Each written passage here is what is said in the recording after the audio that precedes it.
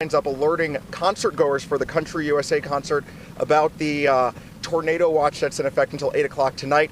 Now, the coordinators for the event warned everybody to stay alert and to...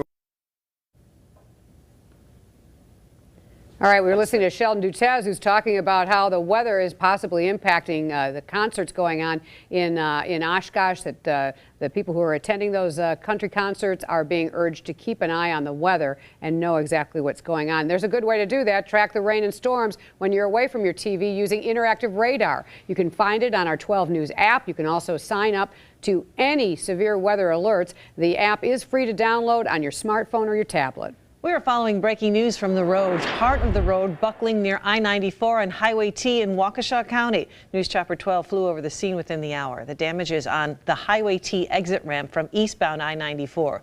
Crews are doing some emergency road work, filling the buckled sections with asphalt. Garbage, graffiti, and discarded desks litter a now abandoned elementary school. It's so bad the city is suing the owner. Prospect Hill Elementary School in New Berlin closed 9 years ago, sold with the promise of a new development. WISN 12 News' Nick Bohr is there live, and now, Nick, that never happened. That's right, Joyce, and I'll step out of the way here. You can see it's been partially boarded up here. Police called repeatedly to break-ins. Young people continuing to trash what's left of the interior, posing a very real risk to themselves, but the danger doesn't stop there. Prospect Hill Elementary educated a generation of New Berlin kids. But as this YouTube video shows, in the 9 years since it closed, it's now trashed. Careful. You know, you could have a bunch of kids get hurt or killed in there. New Berlin Mayor Dave Ament says the private owners have done little to maintain it.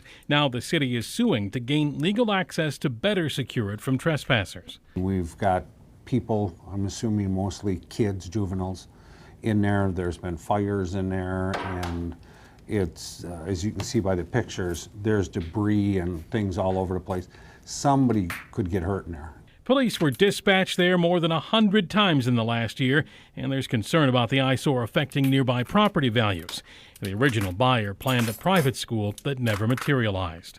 There were several other thoughts on turning it into some kind of multi-retail type facility, but the building just isn't too bad a shape, I think.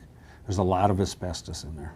We tried to contact the company listed as the owner of the property, but their only address came back to a post office box here in Brookfield. Right now, I think we're past trying to get them to do it. The property is for sale, but the mayor says they can't wait. Secure the building, then we'll look at what our next step has to be, or how we can get, maybe that'll get their attention. I don't know. There's no date yet for a court hearing on the city's request to, of course, get in here and properly secure the building. Ultimately, the mayor tells me that he'd like to see housing here at some point, but in the first step, trying to keep this building safe from trespassers from their own good, really. Reporting live here in New Berlin, Nick Bohr, WISN 12 News. Thanks, Nick. And we are following two big developing stories tonight, both in Orlando, Florida. Patrick's here. Patrick, we begin with a toddler snatched by an alligator. Searchers late this afternoon recovered the child's body in the lagoon at Walt Disney World. Investigators say 2-year-old Lane Graves of Elkhorn, Nebraska, was playing in shallow water at the edge of the Seven Seas Lagoon last night when the gator snatched him. Divers and trappers spent all night and most of today searching canals, ponds, and lakes at the resort looking for the boy. WISN 12 News spoke with a local reptile expert who told us the attack could have been a case of mistaken identity.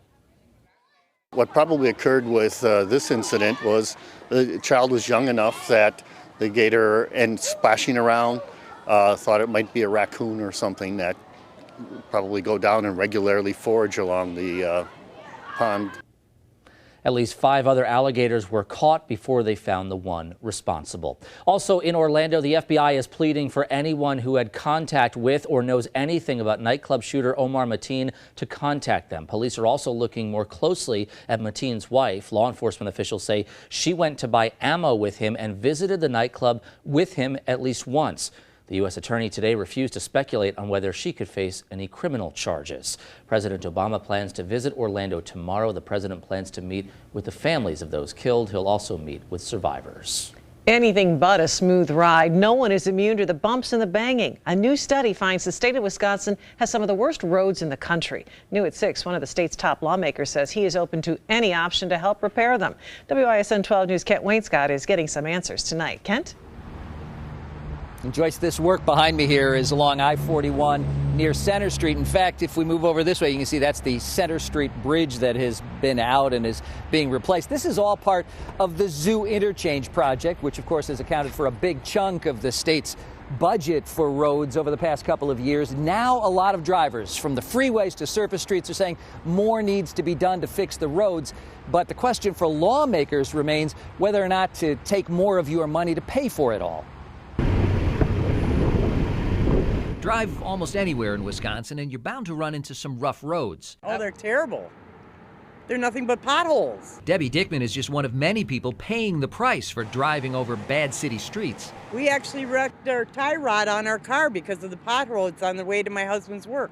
One new report lists Wisconsin roads at 47th among the worst in the nation. And whether it's funding for local governments to fix their own streets or paying for major state highway projects, we have to raise more revenue. Assembly Speaker Robin Vos says the state has to find a new funding source somewhere. I'm for tolling. I'm open to the gas tax. I'm open to a registration fee increase. I'm certainly open to changes to help cut the cost of road construction. All of those should be on the table. Vos's call for increased transportation funding is a split from the DOT and Governor Scott Walker, who believe there should be no increase in the gas tax or any new fees to pay for roads. We'll try to figure out ways that we can be efficient and effective. But pressure is building. Several of the state's biggest government associations have written urging lawmakers in Madison to raise new road revenue. Meanwhile, Dickman knows what she would recommend. A lot of places that have toll roads, they have a whole lot nicer roads than we have. And I honestly think they should have them.